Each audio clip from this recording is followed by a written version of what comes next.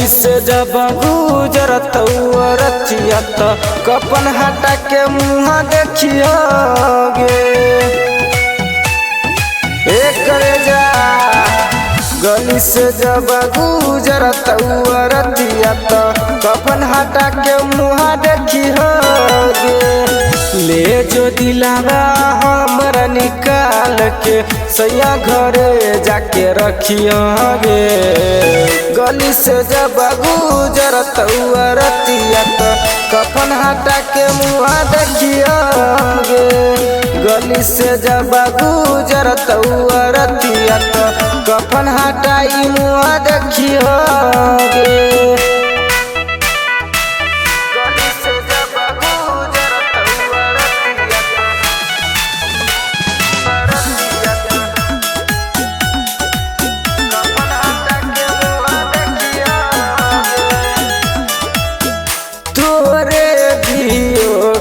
खलियो जानू गे जहराबा मोर बिना कैसे रहबी गेला बराबा।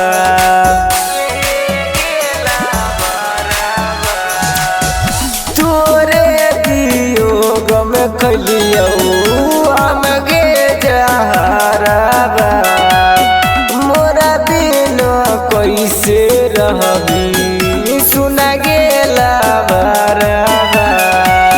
तोरे घर पर रुकल रतिया हो आके कफना में चढ़ाई होगे।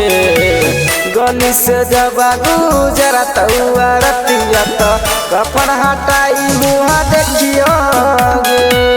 गली से जब गुजरत रतिया तो कफन हटाई मुँह देखियोगे।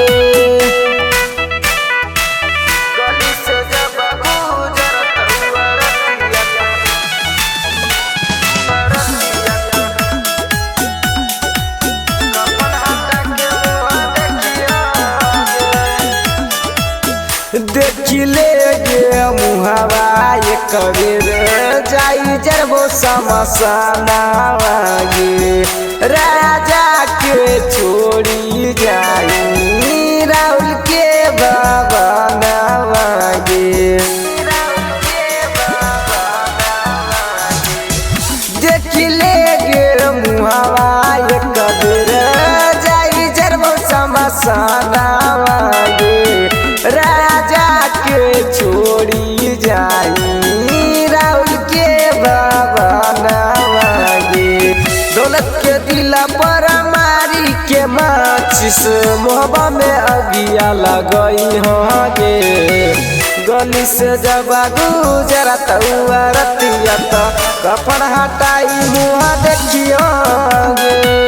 गली से जब गुजरत रतिया तो कफन हटाई मुँह देखियोगे।